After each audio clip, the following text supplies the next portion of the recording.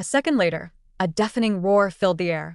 A private jet was descending, circling the airspace above the airport. The private jet's engines roared like a beast waking from slumber, drowning out the terminal's hum. Heads snapped, travelers frozen mid-step.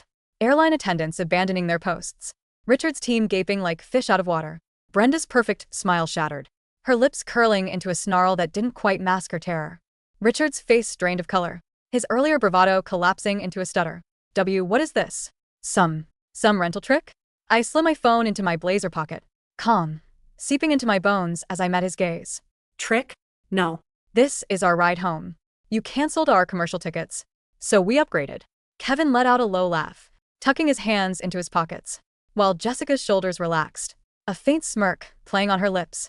Jet taxied closer, its sleek white hull glinting in the Florida sun, impossible to mistake for anything but a luxury craft, one that cost more than Richard's entire company. A black SUV pulled up beside us, windows tinted so dark they looked like obsidian. The door opened, and Marcus, my father's right-hand man, always in a tailored suit, clipboard in hand, stepped out. He nodded at me, then turned to Kevin and Jessica, extending a hand. Mr. Hale. Miss Bennett, I'm Marcus Boss, CEO of Carter Enterprises. Mr. Carter sends his regards. He's arranged for the jet to take you all back to New York, with catering and a fully stocked bar. Your luggage will be loaded shortly. Carter Enterprises, the name hung in the air like a bomb. Richard stumbled back, tripping over his own feet. Carter, as in Julian Carter? His voice cracked. Julian Carter was a legend, founder of a billion-dollar conglomerate spanning tech, real estate, and manufacturing. The man whose company had quietly funded 60% of Richard's revenue. For years. All because I'd begged my dad to let me prove myself in a small firm. Instead of joining the family business, I feigned innocence. You know my dad. Small world. I turned to Marcus. We're ready. Wait. Brenda shrieked, lunging forward like a wildcat. You can't leave, Mia. You're still employed here. If you walk out, you're fired. I paused, turning to her. The diamond necklace around her neck, one Richard had bought her last Christmas, was paid for with a commission from my biggest deal of 2023. Fired, Brenda. I quit the second you dropped us at that hostel. Kevin and Jessica too. I nodded at them. Kevin pulled a signed resignation letter from his pocket, tossing it at Richard's feet. Jessica followed suit, her letter landing neatly beside his. Don't bother with final paychecks either. We'll bill Carter Enterprises for the hours we've logged this month. I'm sure they'll deduct it from the invoice your company sends. For the work we just canceled. Richard's mouth flapped open and closed. No words coming out. His team stood silent. Their earlier, sycophantic cheers now replaced by awkward shuffles. The ones who'd mocked us for whining about the hostel now avoided our eyes, clearly realizing they'd backed the wrong horse. Marcus gestured toward the SUV, and we climbed into, leaving Richard and Brenda standing in the middle of the terminal, surrounded by their stunned employees. The ride to the private tarmac was smooth, the interior of the SUV lined with buttery leather, and stocked with our favorite drinks. Marcus had done his homework. As always, when we reached the jet, a flight attendant in a crisp uniform greeted us, ushering us inside. The cabin was a masterpiece of luxury. Plush reclining seats, a mini lounge with a flat-screen TV, a bar stocked with top-shelf liquor, and even a small bedroom in the back. Kevin let out a low whistle, sinking into a seat and grabbing a glass of whiskey. Jessica smiled, running a hand over the soft leather armrest. I could get used to this, I laughed, pouring myself a glass of champagne. Get used to it. This is the standard at Carter Enterprises for top performers. Anyway, I clinked my glass against theirs. To new beginnings, they echoed. And we drank, the tension of the past few days melting away with every sip. The flight back to New York was 3 hours of pure bliss. We talked about our plans. Kevin wanted to target the tech sector, a market he'd been eyeing for years, but had never had the resources to pursue. Jessica was eager to revamp the client retention program, something she'd pitched to Richard a dozen times only to be shut down. I told them about my dad's vision for the sales division. He wanted to expand into international markets, and he thought the three of us would be the perfect team to lead the charge. By the time we landed at Teterboro Airport, we had a solid game plan, our excitement palpable. But the peace didn't last long. A week later, we were sitting in my dad's office at Carter Enterprises, going over the final details of our employment contracts, when Marcus burst in, his face grim.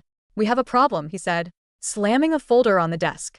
Richard's company filed a lawsuit against Kevin and Jessica. He's claiming they violated non-compete clauses by joining us. I frowned, flipping through the documents. The non-compete clauses were laughable, vaguely worded, expired 6 months ago and unenforceable under New York state law. This is a joke. Can't possibly think he'll win. Marcus shook his head. He doesn't care about winning. He's doing it to drag your names through the MUD. The lawsuit was leaked to the local business press this morning. The headline is, Disgruntled Sales Star Steel Clients Sabotage Small Business. Jessica's face paled. He's trying to ruin our reputations. Kevin's jaw tightened. The bastard. I should have known he'd play dirty. My dad leaned back in his chair, steepling his fingers. Don't worry. Our legal team will handle this.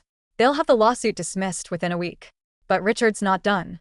I've heard rumors he's been reaching out to our clients, spreading lies about us, saying we're unethical. That will drop them the second a better deal comes along. I gritted my teeth. Richard had always been petty, but this was next level. What do we do? Fight fire with fire, my dad said, A glint in his eye. We have the resources. We'll launch a PR campaign setting the record straight. We'll highlight your track records, the millions you've brought in for your previous employers, the way Richard treated you. The public loves an underdog story. And so we did.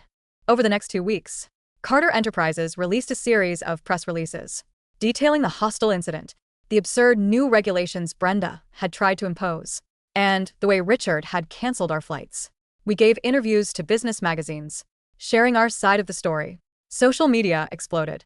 People were outraged by Richard's treatment of his top performers. And the hashtag Team Sales Trio trended on Twitter for 3 days straight. Richard's company began to crumble. Clients who'd been on the fence canceled their contracts. Investors pulled out. His employees started quitting, jumping ship to rival firms. The once bustling office was now a ghost town. But Richard was nothing if not stubborn. He refused to back down. One evening, a month after we joined Carter Enterprises, I was working late at the office, going over client reports when my phone rang. The caller ID was blocked. I hesitated for a second, then answered. Hello? A voice I'd recognize anywhere crackled through the line. Mia, it was Richard. His voice was hoarse, desperate. We need to talk. I raised an eyebrow. Why would I want to talk to you? Because I have something you want, He said. and there was a note of triumph in his voice that made my skin crawl. Something that could ruin Carter Enterprises. Something that could ruin your father. My blood ran cold. What are you talking about? Meet me tomorrow at the old warehouse on 5th Street, 8 p.m., alone. If you bring anyone, I'll leak the information to the press. And trust me, you don't want that.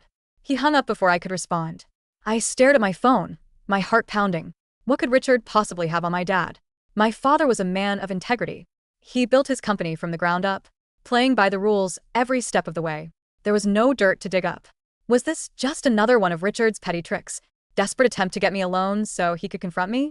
Or was it something more? I called Kevin and Jessica, filling them in on the call. They were immediately concerned. Don't go, Jessica said, her voice tight with worry. It's a trap. He's probably going to try to hurt you? Kevin nodded. He's desperate. Desperate people do stupid things. Let's call the police. Let them handle it. I hesitated. Part of me wanted to do just that, to let the authorities deal with Richard. But another part of me was curious. What if he did have something on my dad? But if it was something that could actually damage Carter Enterprises, I couldn't take that risk. I have to go, I said, making up my mind. If I don't and he does have something, we'll regret it. But I won't go alone. I'll wear a wire.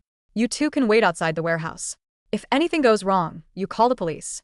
Kevin and Jessica protested, but I stood my ground. They knew me well enough to know I wouldn't be swayed. The next evening, I drove to the warehouse on 5th Street. It was a dilapidated building surrounded by a chain-link fence. The windows broken, the graffiti-covered walls looming in the darkness. I parked my car a block away, slipped the wire my dad's security team had given me into my pocket, and walked to the entrance. The door was ajar, and I pushed it open.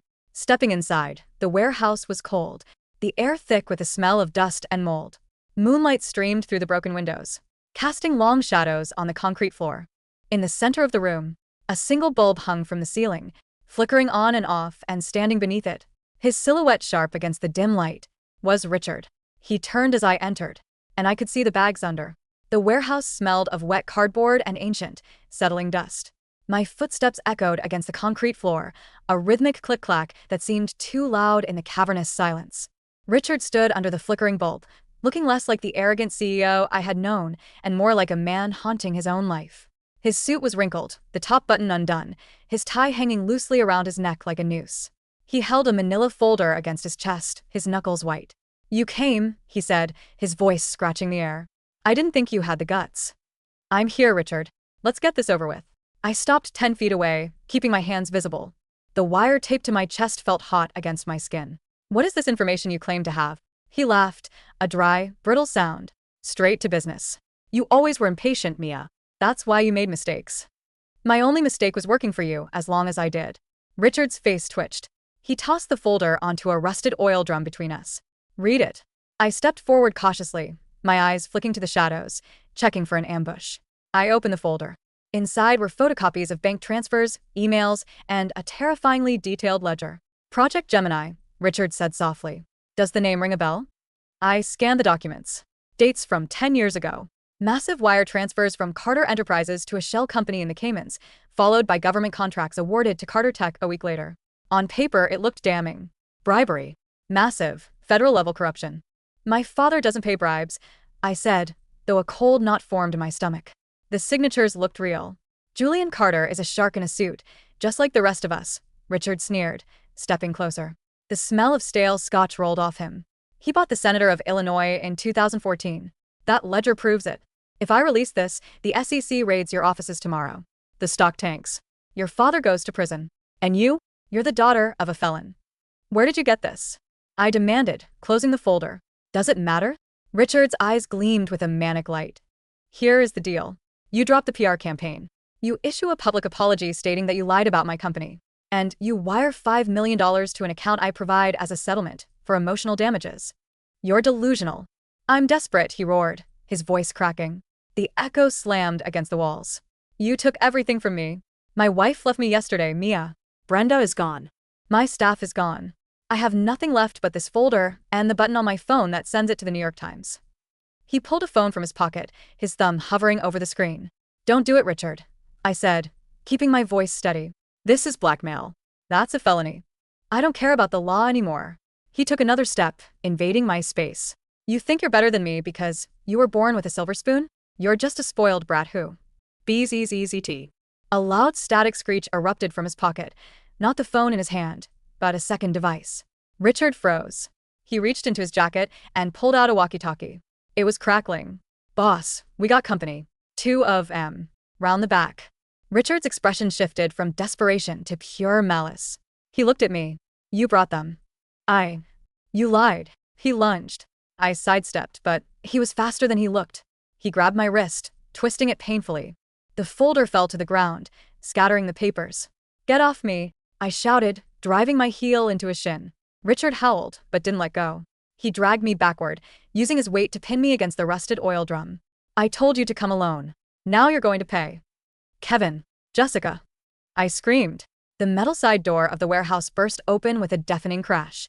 Let her go, you son of a bitch. Kevin's voice boomed. Richard panicked. He shoved me hard against the metal drum. My head cracked against the rim, and the world swam in a burst of white light. I slid to the floor, gasping. Through the haze, I saw Kevin tackle Richard. They hit the concrete in a tangle of limbs. Richard was scrapping like a cornered rat, clawing at Kevin's face, but Kevin was younger and fueled by rage. He landed a heavy right hook to Richard's jaw. Crack. Jessica was beside me instantly, her hands gentle on my shoulders. Mia? Mia, can you hear me? I'm okay, I stammered, touching the back of my head. My fingers came away bloody. The papers grabbed the papers. Richard's security, 2 burly men in cheap leather jackets, ran in from the back. Kevin, look out. Jessica screamed. One of the thugs kicked Kevin in the ribs, knocking him off Richard. The other pulled a baton. Suddenly, high-beam lights flooded the warehouse through the main bay doors. A siren wailed, sharp and piercing. Police! Drop your weapons. now. The thugs froze. Richard, bleeding from the mouth, scrambled to his feet, looking frantically for an exit. Marcus stepped out from behind the wall of police officers, his face like carved granite. Beside him was my father. It's over, Richard, my father said, his voice calm but carrying the weight of an executioner. Richard stared at the police, then at the scattered papers, and finally at me. He slumped, the fight draining out of him like water from a cracked vessel. He dropped to his knees, hands raised. The ride to the hospital was a blur of flashing lights and adrenaline crashes. I had a mild concussion. Kevin had bruised ribs. Jessica was shaken but unharmed. My father stayed in the room while the doctor stitched the cut on my head. Once the medical staff left, The silence in the room became suffocating. "You shouldn't have gone in there," Dad said quietly, staring out the window at the Manhattan skyline. "I had to know," I said. "Dad, the papers. Project Gemini." He stiffened. He didn't turn around immediately. "It looked real, Dad. The transfers. The dates." He turned then. His face, usually unreadable, looked tired. It is real, Mia. In a sense. My heart stopped. "You bribed a senator?" "No," he said firmly. "But I did pay a ransom." I blinked. "What?" 10 years ago, 3 of our engineers were kidnapped while scouting a mining location in South America. The local government refused to help. The shell company Richard found was a front for the negotiation team we hired to get our people back alive. We classified it as consulting fees to protect the families and keep the kidnappers from knowing who we were. If the press saw those ledgers without context, it would look like money laundering. I let out a breath. I didn't know I was holding. Richard didn't know the context. No. He just saw smoke and assumed arson. Dad walked over and took my hand. "Richard won't be leaking anything. He's facing charges for extortion, assault, and unlawful imprisonment. His lawyers are already begging for a plea deal." "So it's over?" "With Richard?" "Yes." Dad's eyes hardened. "But someone gave him those files, Mia. Richard is incompetent. He couldn't have hacked our archive servers from 2014. Someone inside Carter Enterprises fed him that information to use as a weapon." The realization chilled me more than the warehouse had. "We have a mole." 2 weeks later, the bruises had faded, but the tension at Carter Enterprises was at an all-time high. Richard's company had officially filed for Chapter 7 bankruptcy. We had won the battle, but the war was shifting to our own turf. My team, Kevin, Jessica, and I were given a new directive: find the leak. "We can't trust IT," Kevin said, pacing our new corner office. "If the leak came from the archives, an IT admin would be the prime suspect." Jessica was scrolling through a tablet. "I've been cross-referencing the access logs for the Gemini files. They were accessed 3 months ago using a frantic sequence of overrides. Whoever did it used a legacy admin account." "Whose account?" I asked. "Marcus Voss," Jessica said. The room went silent. "No." I shook my head. "Marcus? He's been with Dad for 30 years. He practically raised me. He was the one who brought the police to the warehouse." "It could be a frame job," Kevin suggested.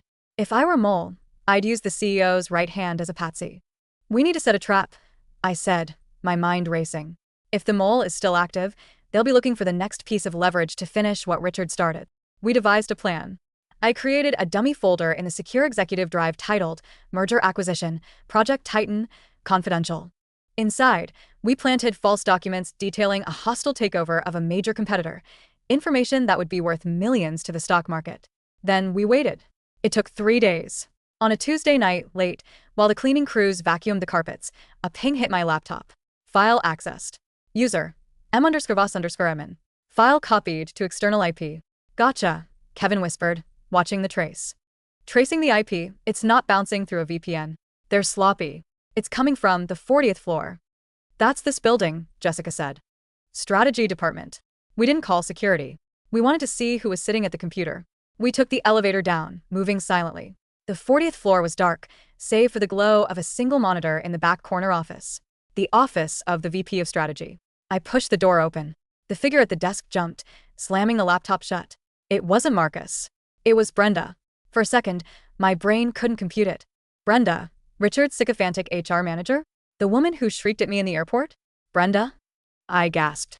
How? She stood up, smoothing her skirt, her face twisting into a sneer that looked bizarrely out of place in the high-end office.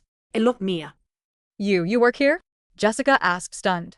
"I've always worked here," Brenda said, her voice dropping the shrill facade she had used at Richard's firm.